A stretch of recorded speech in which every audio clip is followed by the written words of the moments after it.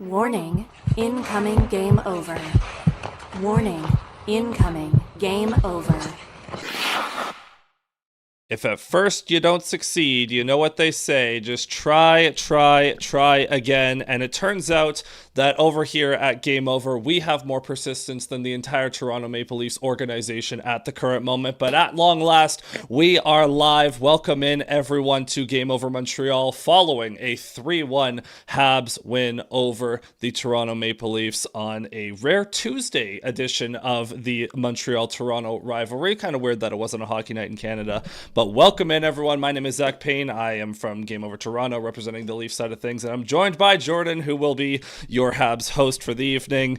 Apologies again for the technical delays, but we're here, we're live, we're mostly happy. I'm even happy because the Leafs lost, and that's what I was cheering for. But Jordan, how are you doing this evening? Yeah, I mean, pretty good. It was a fun Montreal game.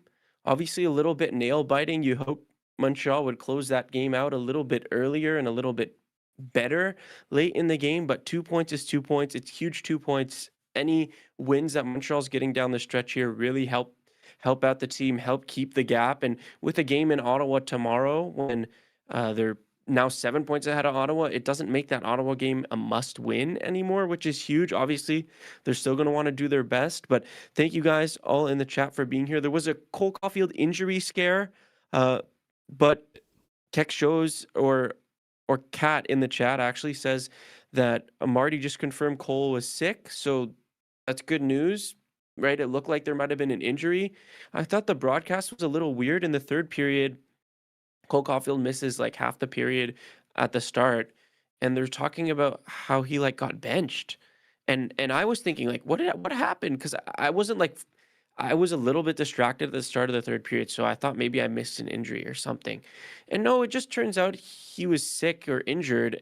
And the commentators are like, oh, yeah, Cole Caulfield, it looks like he got benched. We don't know why Marty would bench him, but maybe he's sending a message to the team. I was like, what is that? Like, you're speculating that for no reason? That just was really weird to me.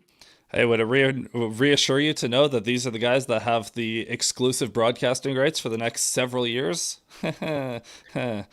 What a night! What a nightmare the Sportsnet broadcast continues to be. But yeah, so Caulfield out with an illness, probably will be questionable for tomorrow's game against the Senators. But it's the regulars. Like you said, 7 points up. It's not going to matter that much. And the Habs won the game, which is the more important thing. So to start off with, again, welcome in, everyone. We're going to start off in this first period with a simple game recap. Now, I don't know what you Montreal folk were expecting coming into this game, but that first period was some of the most beautiful tanking I've ever seen. And the Leafs continue to just be atrocious on all fronts when it comes to the sport of hockey since the Olympic break. That's now 8 losses in a row. They come out, they get outshot. What was it, 18-6 in the first period that the Habs outshoot the Leafs?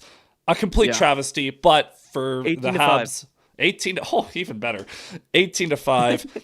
And for as much as the Habs, they did get a couple goals there, really didn't feel like they were capitalizing on all of the chances they had. Part of that's Joseph Woll playing really well, but part of that just a lack of finish that was persistent throughout the night. Yeah, it was. You saw it like against with Joseph Woll in the other game Montreal played against Toronto a while ago, where they like absolutely murdered him, but he made like so many incredible saves, and I thought overall his game was really strong once again. And at least with Toronto, if Wall can continue to like develop and be the player that he can be, right, that's a goaltender you'll want to keep for the future, right? And Wall was just really nice, making the athletic saves he needed to. I thought that it's kind of funny because Danault's goal, like, it was such a weird bounce, but that was one where like it went off. Oops. It went off of him, but I was like, oh, really? That's the one he doesn't save when it goes off his arm. But yeah, Joseph Woll, man, he plays well against the Canadiens. He had a really strong one, and yeah, you're talking about the first period, pure utter dominance from Montreal, the best period we've seen from Montreal in a really long time since the Olympic break. They're now 3-1-2 since coming back from the break. Leafs 0-5-2. But Oh, it's so like well that 06 kind and of 2 game. now. Oh, 06, you're right. You're right. I didn't update it. Yeah. But since like since the Olympic break, that's Montreal's best period by far, and that's kind of what you hope for. Because heading into this one, Montreal hasn't been playing great hockey. I've been kind of scared that this would be a kind of a scary Trap game game. in terms of a trap game. Exactly. I was searching for the word there. But no, the Leafs just came out flat. Montreal came out zooming. It was a really, really good first. Uh, Literally, the Leafs had nothing. The goals for percentage at 5-on-5 expected was like 75% Montreal. The high danger chances was 87%. I saw that on natural stat trick in the first period. And overall, yeah, second period was rough, but Montreal able to close things out. Even the second wasn't too bad. Through the first period, it was insanely dominant for Montreal, and then the other two periods combined, it was slightly more tilted towards the Leafs if you look at the expected goals, but the high danger chances was still all on Montreal's side, and you got to give credit to Joseph Wall, who let in two goals when his team was getting dominated in terms of high dangers. Yeah, and sometimes we see this from goaltenders on bad teams where, for some reason, the added volume of shots and high danger chances randomly makes them better than they are when they play for a good team. And we've seen that at times this season and over the past 2 years where Joseph Woll, very good young goaltender, but sometimes, he usually matches the quality of the team in front of him. But in these two games in the Bell Center this year, for some reason, those are the two games that he's like, you know what? I'm actually just going to be the only person that's good on this entire team. So the second period, unironically, like, again, the bar, I cannot express how low the bar is to you Habs fans. The second period was unironically the Leafs' best period since the Olympic break in 8 games. And the high danger chances were still not really in their favor. It was just the fact that they had more shots on goal than the Habs. That's how low the bar is. It's so bad. This team is so bad right now. But the Habs, they the Leafs get one back courtesy of a William Nylander goal off a nice give and go with Easton Cowan. I will say Easton Cowan, probably the only skater that looked good the whole night for the Leafs. William Nylander, he is trying to ruin the tank as best he can, makes it a 2-1 game. And the third period, the Leafs try this incredibly bold and innovative strategy of shooting the puck when trailing in the third period. I think they had like 3 or something shots through the first 15 minutes of that third period. It was just horrible on all levels. Yeah, the Leafs overall in the third, in terms of puck possession, it was pretty even, if not slightly more tilted to the Leafs even, and they still just couldn't get the puck through. On the 6-on-5, Mike Matheson had 3 blocks. Noah Dobson it moved into the league lead in shots blocked, by the way. They said that on the broadcast. I was pretty shocked, but good for him, man. And a two-way player in that sense for Dobson. Maybe not this big crease clearer, big hitter, but I mean, he's leading the league in block shots and playing very, very effectively offensively besides that disgusting turnover. We're not going to talk about that. We will not talk about that. And yeah, and it was 2 shots, maybe even in the third, and they were just kind of keeping a lot to the outside and completely clogging lanes. It was really nice to see from Montreal, where a lot of times when they've been up, they're just not quite playing that way. And I do think, the concern with Montreal, who've been blowing leads a lot lately, not playing very well when they have the lead, I wouldn't say that the concern today is alleviated. Like, Zach, you can tell me firsthand, the Leafs have been the worst team in the league recently, right? So I can't say that Montreal's looking better, but it is at least a good sign. Yeah, this is a weird one where it's it's difficult to draw too much from this game because, like you said, the Leafs are literally since January 12th. So, okay, to illustrate, I'm going to have to illustrate how bad the Leafs are in several different ways throughout this show. Since January 12th, which is the day the Leafs beat the Colorado Avalanche in overtime, which put the Leafs in a playoff spot. Since January 12th, the Leafs are 4-12-4. They're playing at a 40-point pace. They've been the worst team in the league since January 12th. The Vancouver Canucks have been better than them over that stretch. and the Leafs got blown out by the Rangers last week. The Rangers in New York, which apparently is like the hardest place for the Rangers to win at home. It was like their first home regulation win since November, and they blew out the Leafs without Trocheck, without JT Miller, because that was around the trade deadline and they were holding them out for trade purposes. It's not been pretty. So I will say, as again, someone who is cheering for the Leafs to tank the rest of the season, this is the best time for Leafs haters to dunk on the Leafs. You have so much ammunition, and everything will fly because Leaf fans actually agree with you right now. Yeah, well, sometimes it's a little more fun when you guys don't agree and get mad, but yeah, the Leafs have been just awful, and everyone here is great to see. Robert Rice in chat says, howling here about the Leafs falling apart since my birthday. Greatest gift I've had in years. Robert Rice, if my birthday was on January 12th, I would agree as well. Trinka says, Hudson is on pace to break Larry Robinson's all-time record for points in a season by a defenseman. I think he gets there. He was really close last year. If I'm not mistaken, the record is either 68 or 69 points, and he got 66 last year. He's already above a point per game. He's very likely getting it. I also saw a stat that Hudson, after tonight's game, is the fastest defenseman to record 150 assists in a career. So, I mean, I was going to say there is no company. It is just him. Yeah, he is that good. And Robert Rice's record is 85. Okay, maybe I was thinking about just assists. Maybe. Where he had 66 assists last year. Regardless, 85 points should be obtainable, barring injuries, of course. So Lane Hudson continues to light the world on fire from that standpoint. Aside from that, is there anything else about this game specifically that you want to touch on before we move on to the second period?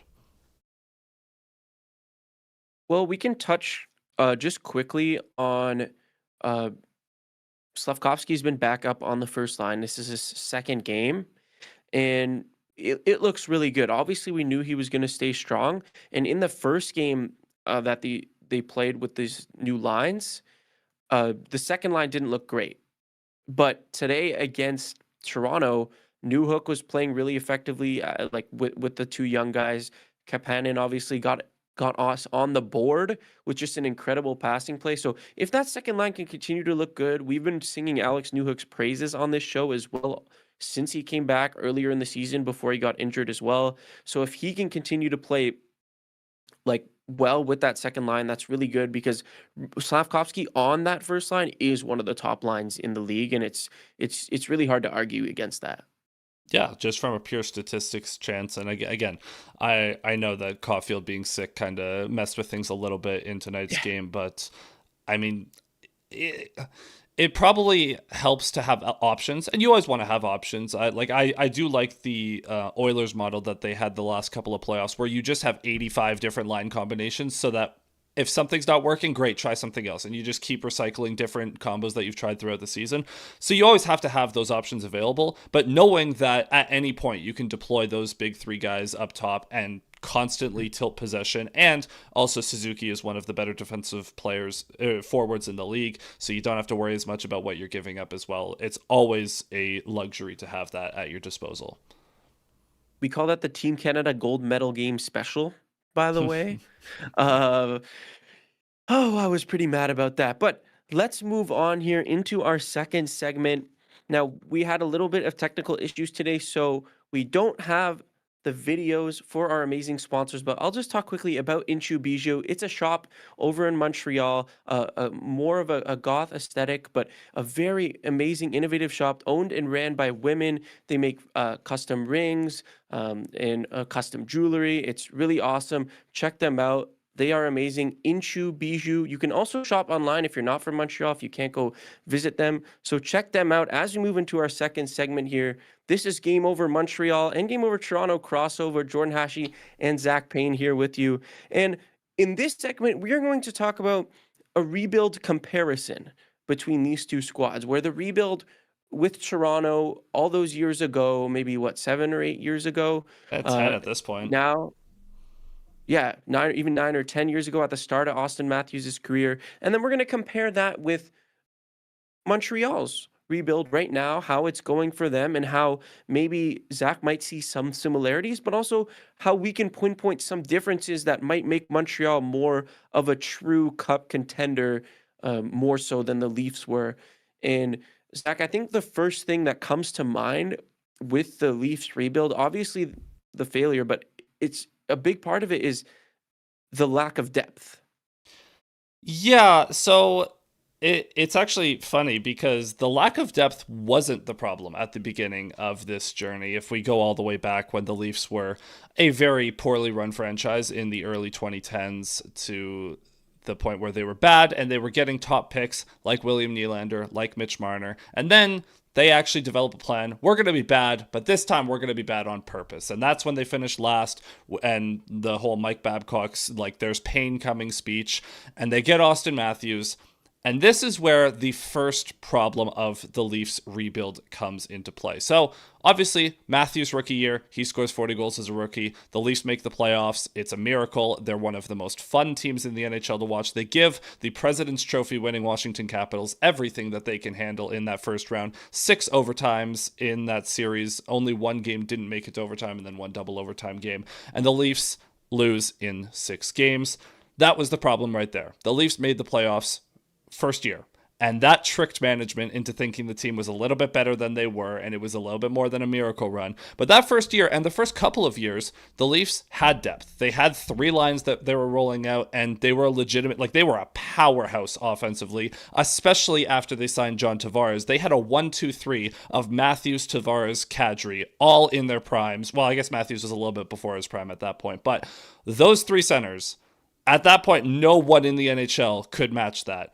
But you get to the playoffs, and Kadri is a bonehead, and he gets suspended again against Boston, again, because that's what he was doing at that time, because he's a hothead. He gets suspended for the whole series. The Leafs lose in Boston to 7. We don't have to rehash all that. And then this is where the depth problem becomes a thing, because the Leafs trade from a strength to address a weakness. Now, in theory, that's a great idea. Hey, we have an abundance of forwards. We need a right-handed defenseman. In theory, this should be an easy thing to manage. The problem is the Leafs sold Kadri when he was at the lowest point of his value, and they bought on an asset that was, how do I put this lightly? Tyson Barrie at the time was viewed very highly. Like, we don't have to revisionist history that. At the time, Tyson Barrie was viewed as a very good offensive defenseman, right-handed defenseman. The problem is the Leafs already had a very good offensive defenseman in Morgan Rielly at the time, and they addressed the one need they have by getting an abundance of offensive D-men, which it wasn't a fit with Mike Babcock and Sheldon Keefe later. It didn't work out. The Leafs then create a hole on their third line, and for years, every year in the playoffs after that, what was it? It was, the big guys maybe aren't carrying the team, but nobody else can score. And that became a problem for years and years and years, and the Leafs never properly recovered from that until it was too late. And obviously now they're back into having horrible management, horrible coaching, horrible ownership, and everything sucks.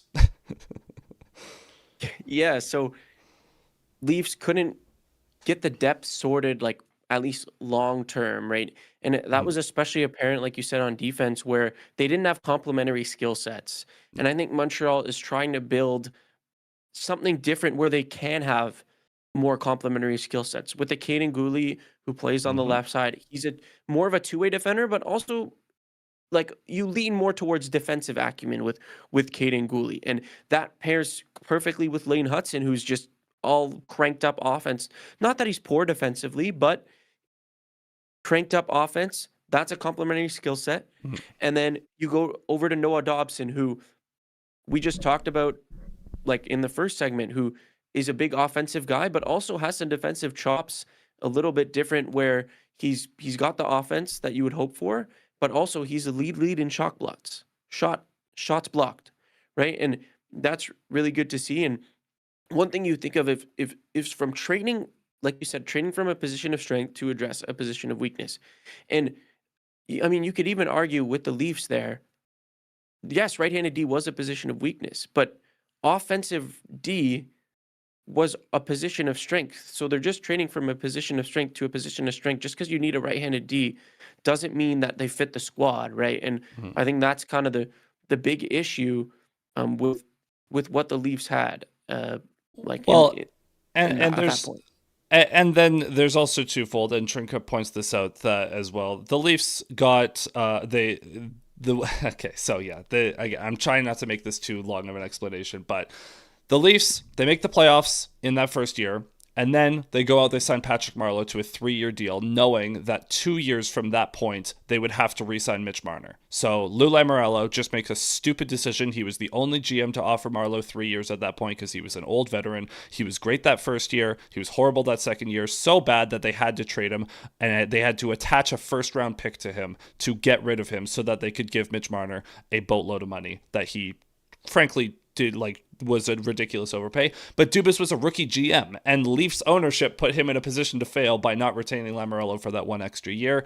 So the Nylander one I forgive, because that they should have just given him that contract to begin with anyways. And by the end of Nylander's contract, it was a 6-year, $6.9 million AAV. And by the end of that contract, that was one of the better contracts in the league. Like, that was a fantastic deal. But the real problem is COVID.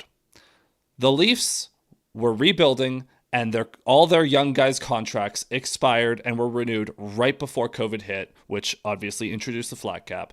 And the biggest failure of Leafs management is they weren't adaptable. They were resistant to change, and they were so steadfast in their belief that their high-end talent would eventually break through that they refused to consider the possibility that the hard cap completely ruined every intention that they had. And Brendan Shanahan bears the brunt of this because Kyle Dubas was willing to move off of Mitch Marner throughout the years, and he was fired for it.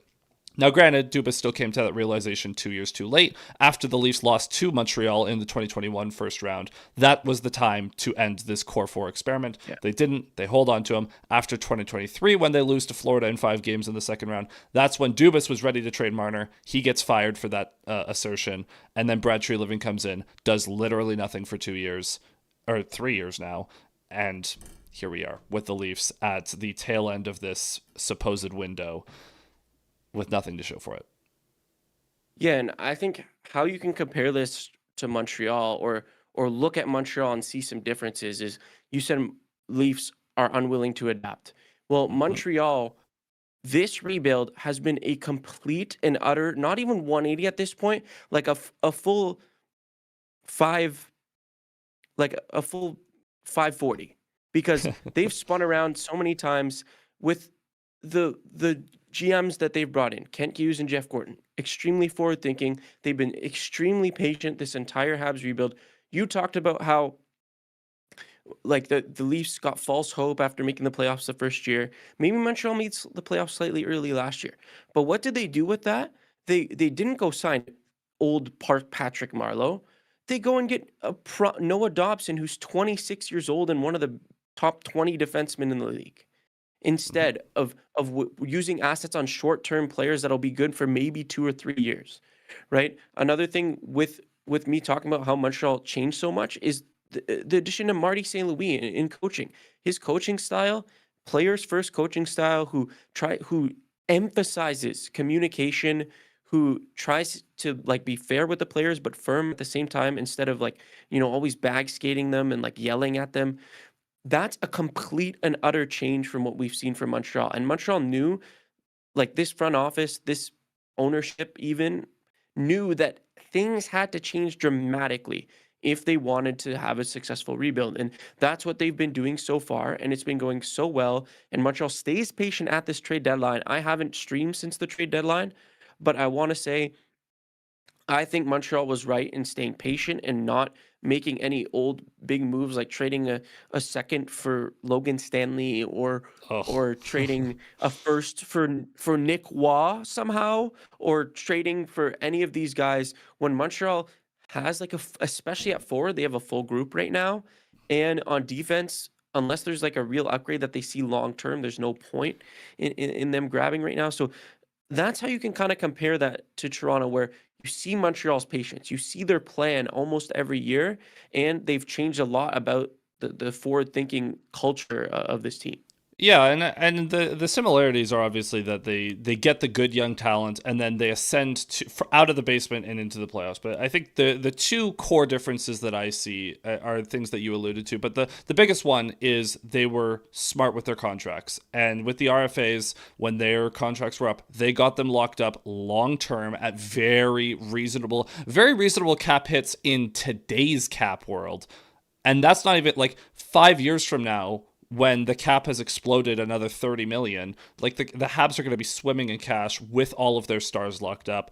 And like you said, they're trading for players that fit their window. And that's honestly why I'm very scared of the idea that the Habs are a prime suitor for Robert Thomas in the summer, because that seems like a Habs move to make is, hey, you have maybe a bit of a need at 2C. Maybe you guys believe in Alex Newhook more than outsiders do, but you have an opportunity to really solidify your center core, and that's the kind of move that you can make. But so I give full credit to the Habs management. And their brain trust has been absolutely fantastic through this rebuild. They were patient when they needed to be. They're aggressive when they need to be.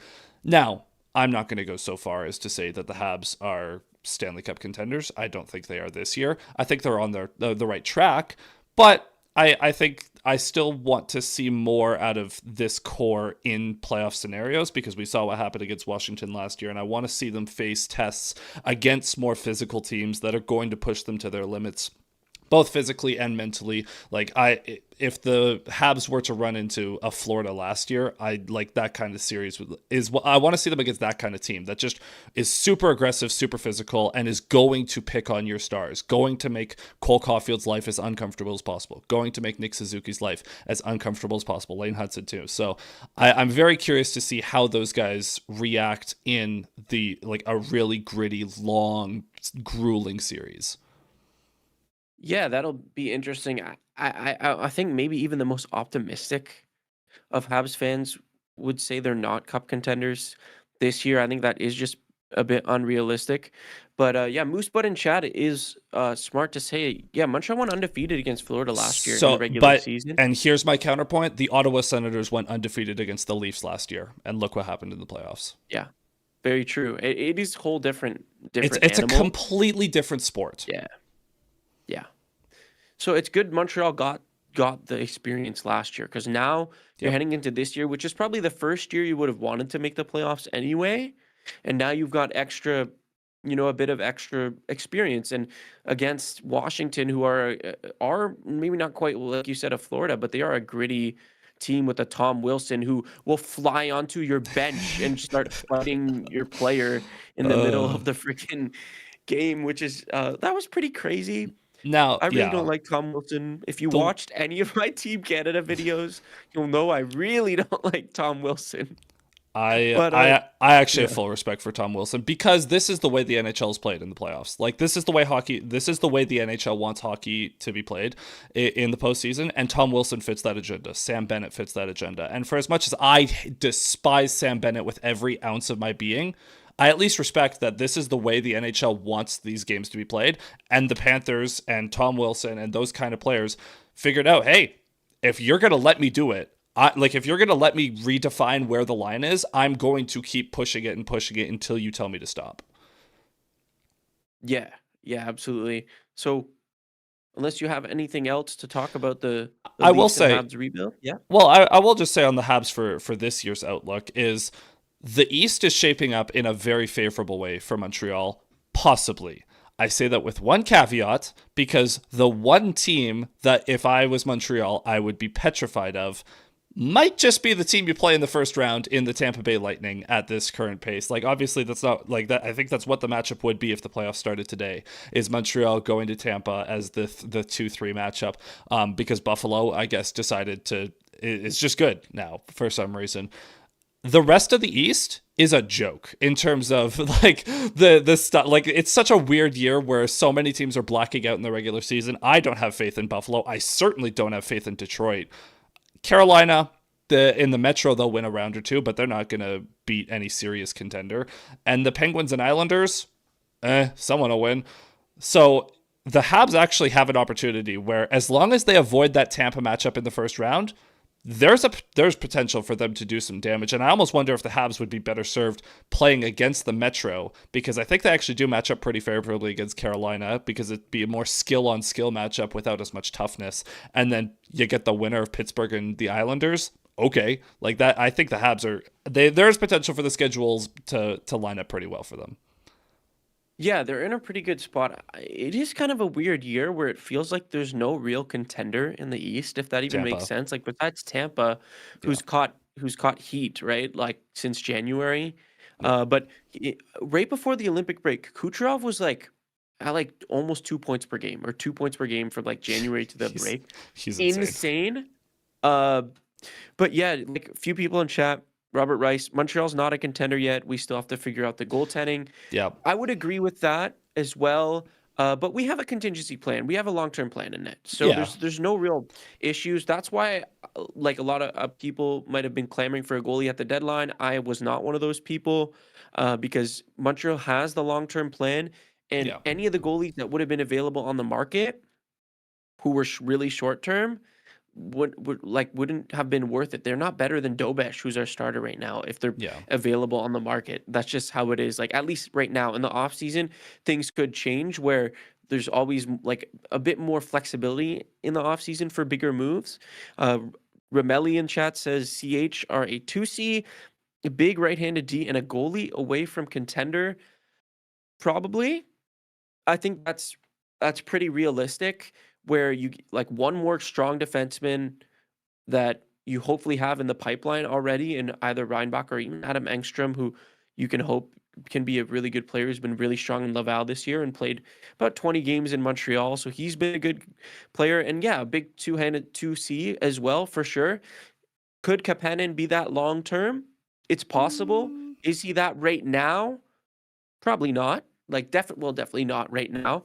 But long term, this guy's a rookie, 21 or 22 years old, and he's playing very effectively. He had a goal today. He's on pace for about 25 goals in his rookie season, which is, I mean, pretty good, even though Really he has good. good line mates. So that is good to see that he's just another player that fans weren't really expecting much out of this year, and just turns out to be like amazing. And that's happened a lot with Montreal and these prospects throughout this rebuild. But let's move on to perhaps my favorite segment that I'll ever do in a game over live stream.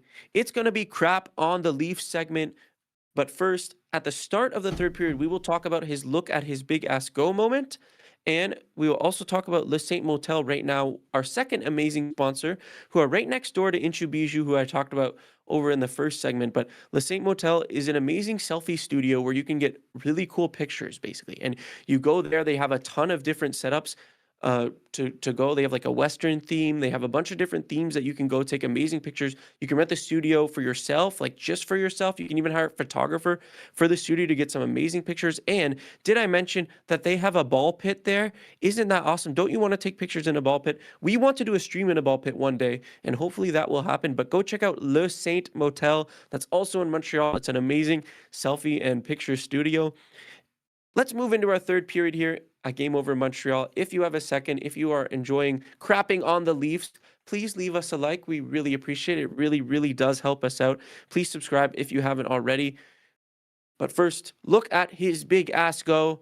And there's only one person this can be. It's Mike Matheson. On the empty net, 6-on-5. What does he do? He blocks a shot. Toronto gets the puck back. What does he do? He blocks another shot. Then he blocks another shot. Somehow this guy's still alive enough to beat a player for the puck in the corner and dive and swing at it to create a breakaway for the empty net go. King of the North just got here just in time for his look at his big ass go moment. It's Mike Matheson today, and I don't know if I've ever given one to Mike Matheson, so congratulations to him. He had a really strong game. Now, it is time to crap on the Leafs, and Zach, I will give you the floor. So originally, when we were talking off air before we got on, Jordan was like, I want to make sure that we're not crapping on the Leafs too much. Ho, ho, ho, ho, ho, my friend.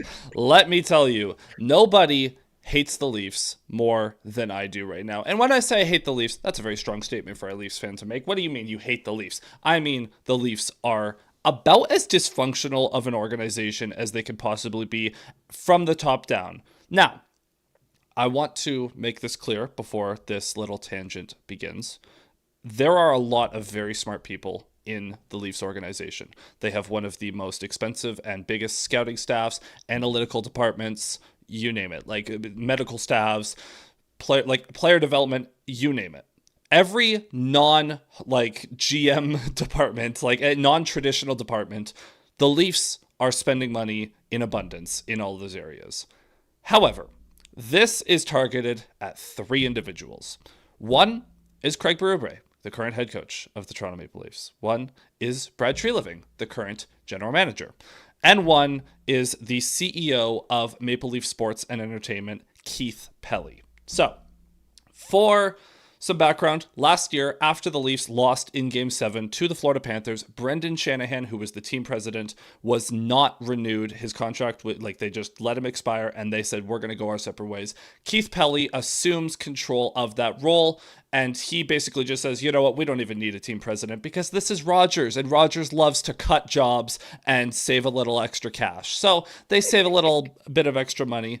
That's phase 1. Phase 2, Rogers is in the process of buying out the other owners of Maple Leaf Sports and Entertainment. It is going to be the Rogers show from here on out. Larry Tannenbaum is no longer around, and Bell is no longer around. It is just Rogers. So that means Ed Rogers is going to be primarily running the show, and he is a baseball guy. So keep that in mind as we talk about the future later. Number 3 is Brad Treliving and his existence, as we have a decade of evidence that he is notoriously indecisive and complacent as a general manager, and he has an affinity for old players. Over the last couple of years, the Leafs have become one of the oldest teams I think they might be the oldest team in the entire league. They have emptied out the cupboards. They've had no picks, very few prospects to speak of. Easton Cowan is like the only one. And what has Craig Berube done with him? Absolutely nothing. Easton Cowan made the Leafs out of camp as a 20-year-old because he looked sort of okay in the preseason. Didn't score a single goal in the preseason. Fraser Minton, though. Oh, that's I would love a Fraser Minton right now. Brad Treliving decided to trade him away last trade deadline for Brendan Carlo. Which, by the way, he also could have acquired Brad Marchand, but he chose to spend a first and another prospect to get Scott Laughton instead. So keep that in mind. Brad Marchand, who beat the Leafs in the playoffs. The Leafs honestly could have won the Stanley Cup if they had just committed to the Marchand plan as they originally intended. Because, again, I don't think that Carolina was beating anyone coming out of the Atlantic last year. Edmonton, that's a conversation, but that's irrelevant. Didn't happen. They lost to Florida, whatever. So, this season, Easton Cowan makes the team out of camp after not scoring in the preseason. And what do the Leafs do with him?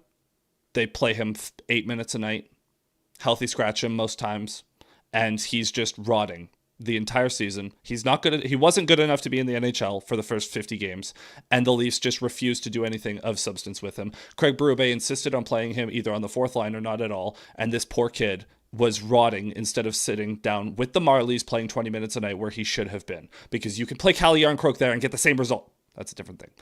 So the Leafs, they go through the start of the season, and oh my, are they terrible.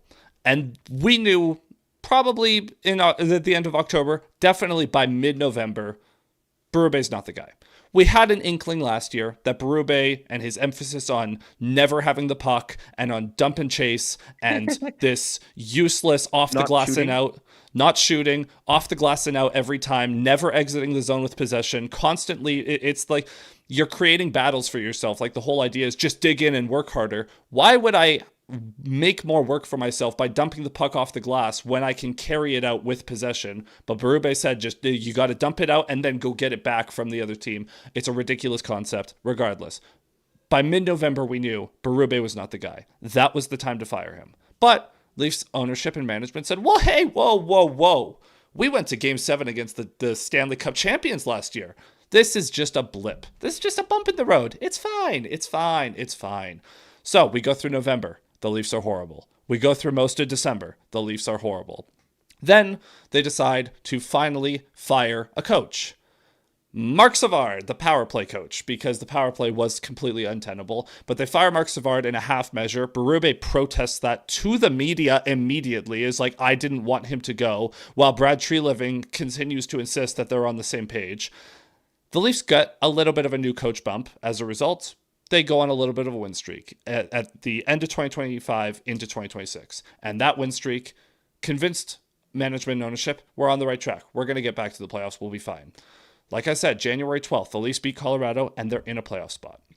Then they're terrible again. They go back to whatever was going on before. They're terrible again. And we make it almost to the Olympic break. 3 games before the Olympic break, the Leafs go on the Western Canadian road trip. In Vancouver, in Calgary, in Edmonton. They win all 3 of those games. Those 3 games are the sole reason the Leafs did not do any work to prep for the trade deadline over the Olympic break. They went those entire 3 weeks being like, you know what? We still think we have a shot. We're going to let the 6 games before the trade deadline determine whether or not we're going to buy or sell. 3 weeks where they did no prep. The Leafs come out. They get killed by Tampa. They get killed by Florida. They get killed at home against Ottawa.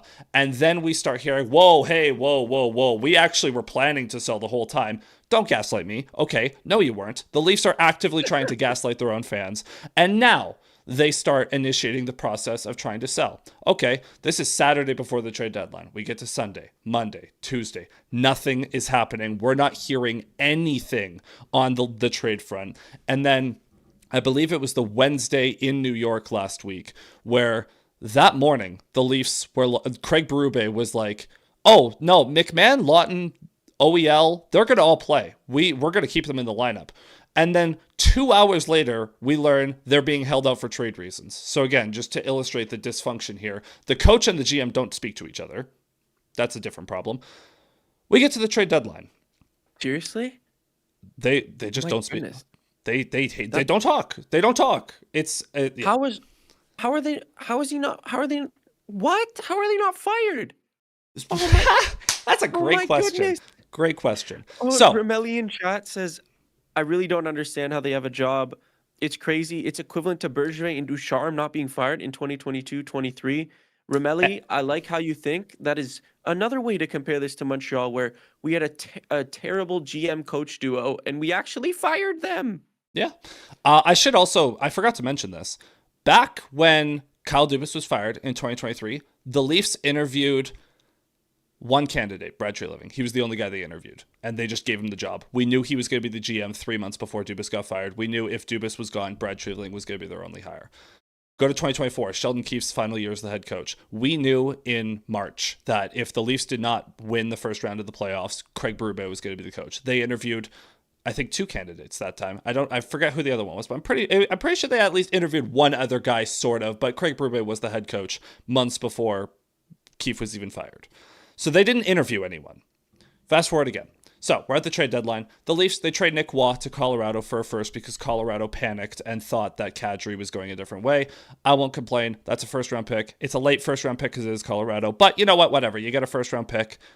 That's a good trade. Yeah, and I'll defend their only good trade. I will defend Colorado, though. That's a good trade for Colorado because Craig Berube was using Nick Waugh like an idiot, and Nick Waugh immediately goes to Colorado and starts producing like me. He scored the first game, and he's immediately a good player again because he's on a good hockey team, and that's how it works. Scott Lawton.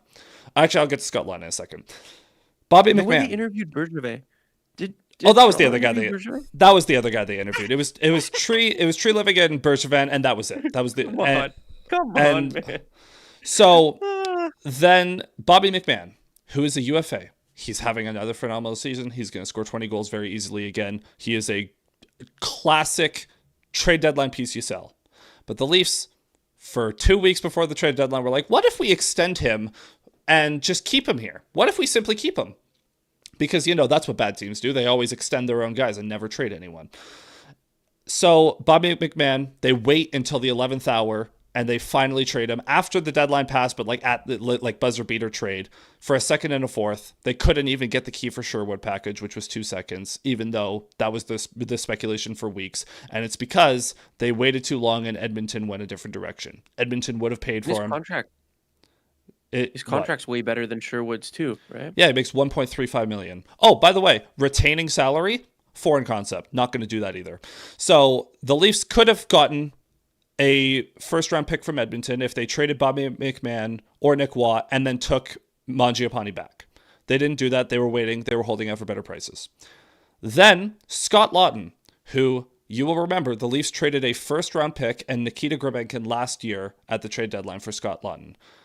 After Craig Berube spent the entire last year putting Scott Laughton on the fourth line and refusing to play him with anyone other than Steven Lorentz and Calle Jarnkrok, noted offensive producers, and completely nuked his value, the Leafs trade Scott Laughton 1 year after acquiring him for a first and a prospect for a conditional third, with the condition that it becomes a second if LA makes the playoffs. LA is currently 1 point ahead of the Leafs in the standings, by the way. So, classic Brad Treliving asset management. And as Ramelli points out, Laughton has 2 goals and an assist in 3 games with the Kings. Also, in his second game with the Kings, had a multi-point game. Never did that with the Leafs in 40-something games because Craig Berube hates him. Then, this is the one that gets me. Oliver Ekman-Larsson. Now, I love Oliver Ekman-Larsson. He's been a very good defenseman. He's making about $3.5 million a year. He's producing at almost a 50-point pace as a 35-year-old. Very, very good.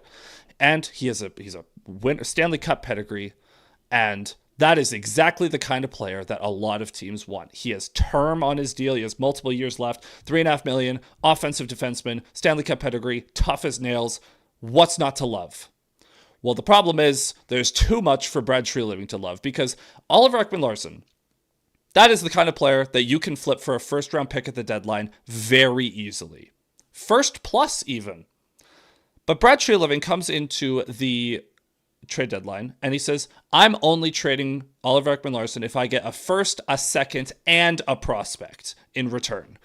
Now, again, I like Oliver Ekman-Larsson. Oliver Ekman-Larsson is not that guy. The Leafs could have traded Oliver Ekman-Larsson to Detroit for a first and a third, the package that they sent for Justin Falk. That trade was on the table. And the Leafs inexplicably said, we're just going to hold him.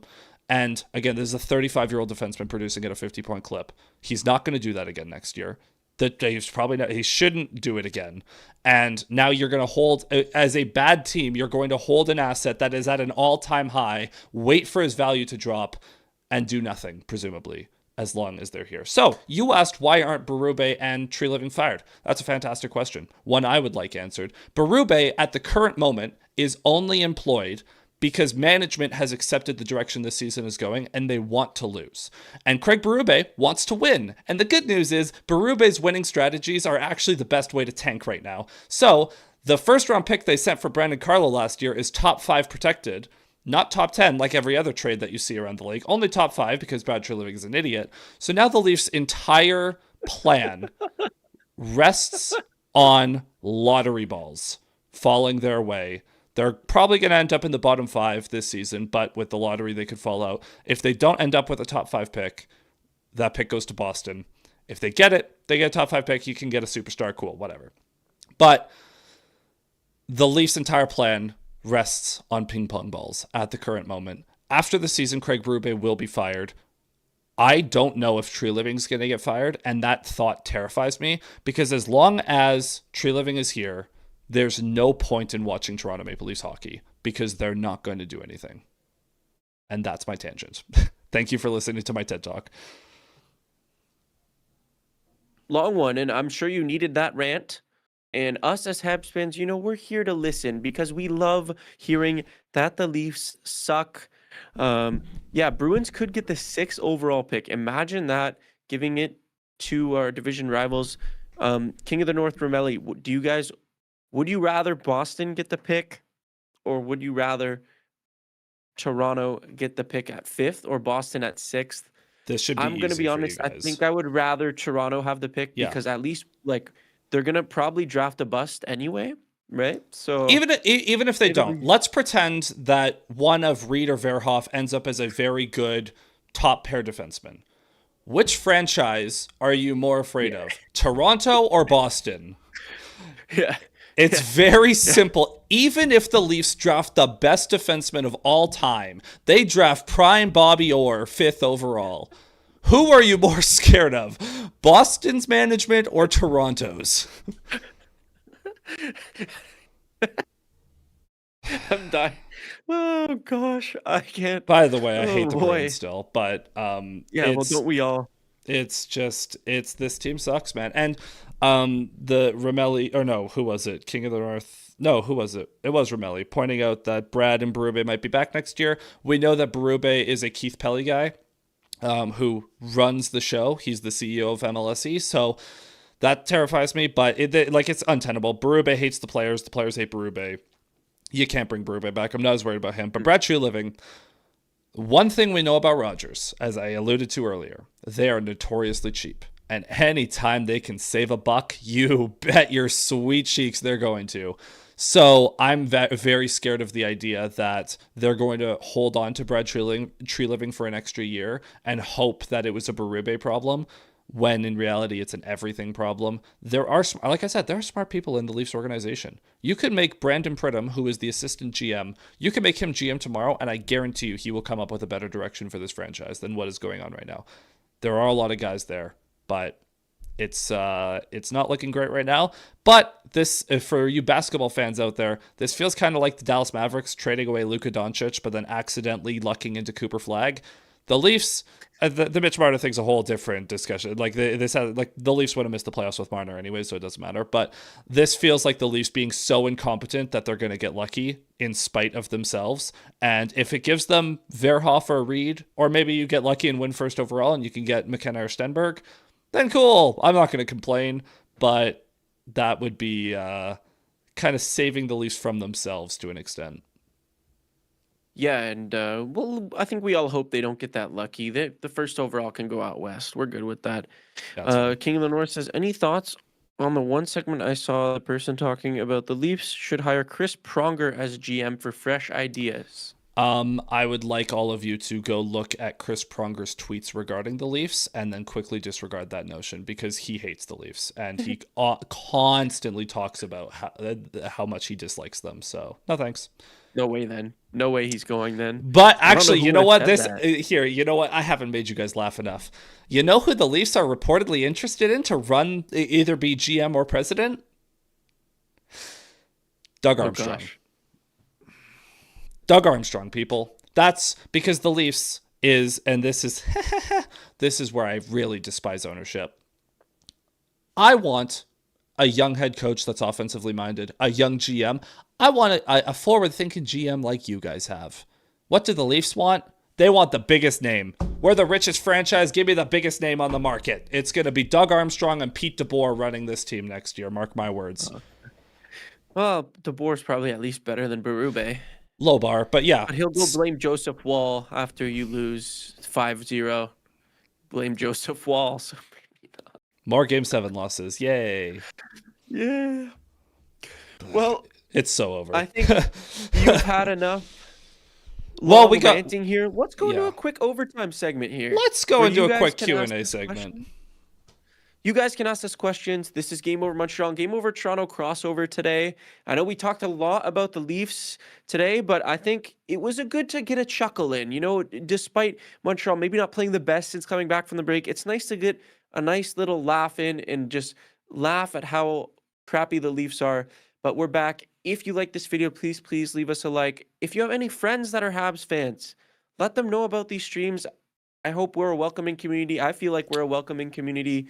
We talk after every game, or after almost every game at the very least, and we hope you guys enjoy it. So please leave a like, leave subscribe. If you have any friends that might be interested, let them know about our streams, but drop us questions down below. Ask us about Montreal. Ask Zach about Toronto. This is the last time this season we'll have a Toronto expert on the show if you want to ask questions about that. So let us know any questions you might have, and then we'll wrap up real quick after that. But yeah, the Leafs, obviously not a good season. Is Dobish in net tomorrow? Moose Bud says, or Monty.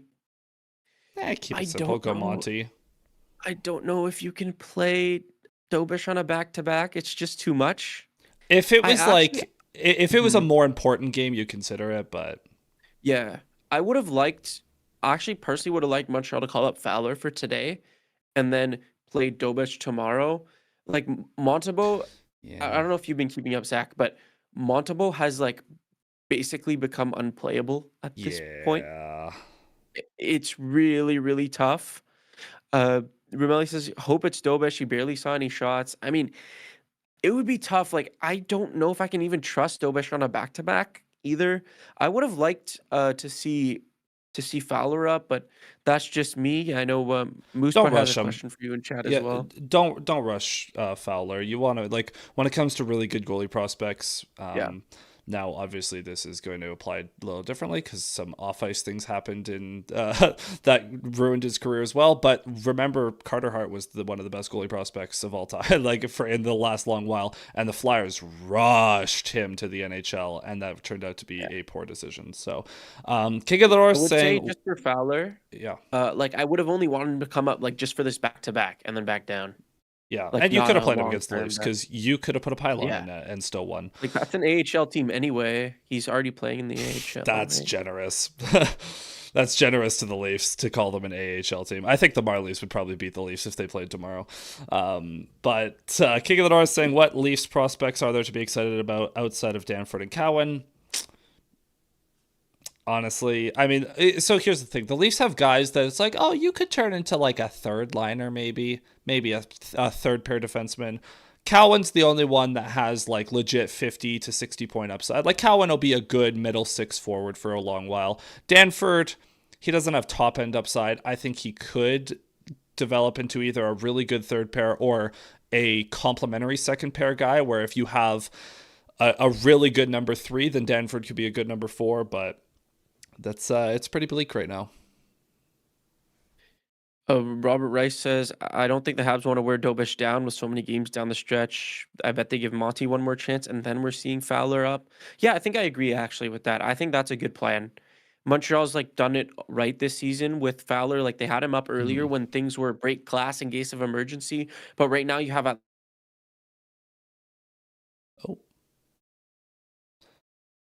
Seems like we've lost Jordan. That's awkward. We'll see if the feed will reconnect. Discord on a at and he's back. Hold on, you cut out there, buddy. I'm back. Oh yeah, it's all Yeah. good. And he's Yeah, frozen again. I was saying Robert Rice's comment basically, but I think break glass in case of emergency was the Fowler plan earlier in the season, but now you have one goalie playing. Okay, wow, Discord really doesn't like us right now. No. All right. Well, this is a crazy way for us to wrap the show with Discord deciding to break. You know what? We haven't had enough technical difficulties tonight, so what's one more, hey? So yeah, we'll wrap up pretty quickly here. King of the North, Zach, how do you feel about Matthews right now? Unmotivated, no line help, hurt. Little bit of everything. I don't think it's hurt necessarily. I will say Matthews, for as much as I will defend Dawson Matthews to the ends of the earth, because statistically he is the best Leaf of all time. You can talk about how sad of a history it is separately, but in terms of talent and just goal production, the Leafs are not going to have another player like him for a long time. Unmotivated for sure. No line help for sure. Max Domi is not a good NHL player. Sorry, he's just not. But that said, for as much as Matthews is not, and also Berube is using him like he's David Kampf, but Matthews is also putting forth some pretty pathetic efforts as well. Like some of the shots tonight that Matthews, like that over the last like stretch where it's like, dude, just rip the puck. Why are you trying these little soft floater shots? Just like you're like rip it. Like so, there is a little bit of like I do wish Matthews would, take things a little bit more seriously. But at the same time, I'm willing to give him a pass because what Leaf is taking things, what member of the Leafs organization is taking things seriously right now? Like this is just a horrible franchise, and I wouldn't be motivated to play for them right now. So I'm willing to give him a partial pass. That said, I'm willing to give him a pass with the understanding that next year with a new coach, you need to get back to at least some semblance of the player you were a couple of years ago. I'm not saying you have to score 60 goals again, but I'm saying you better score close to 50 and be a 100-point player. Like you've and take over games and honestly just look like the player you were at the Olympics. If you just do that, I will be very happy with Austin Matthews. But the effort since the Olympic break has been pretty pathetic. So Yeah, I guess you can kind of empathize with them at this point too, and it helps the tank anyway, at least for this year. So you can't be too mad about that. I would shut him and Nylander down and just say, hey guys, go take a vacation. We don't need you right now. We're going to go for a top 3 pick and we'll see what happens. But will Matthews be captain? Yes, he will be captain next season because he is the franchise. Like there's just no world where they're going to take it away from him. And that's reality. So you hope you come at it, fire everyone. Why reward them? It's not reward them. It's reward the fans with a direction because this team is directionless right now. And the fans deserve to at least know that, hey, we're trying to be bad. So, reset next year in the offseason. New coach, new GM, new direction, and see what you can make out of this season. But that's, I think that's where we're going to wrap. Jordan, you got any last thoughts before we close? Habs win. Big game tomorrow against the Sens. Pretty much secures us. If we win that one, that would be really huge. And let's move forward. We'll be back tomorrow. Very likely, very, very likely less technical issues. Thank you guys so much for bearing with us tonight. We really appreciate every single one of you, all you guys in chat. Ramelli, King of the North, Moose Bud, Robert Rice. Thank you guys so much. And we'll see you in the next one. Yeah. Take care, everyone. And right back here on Game Over Montreal tomorrow night. So take care, everyone. Have a good night. Cheers.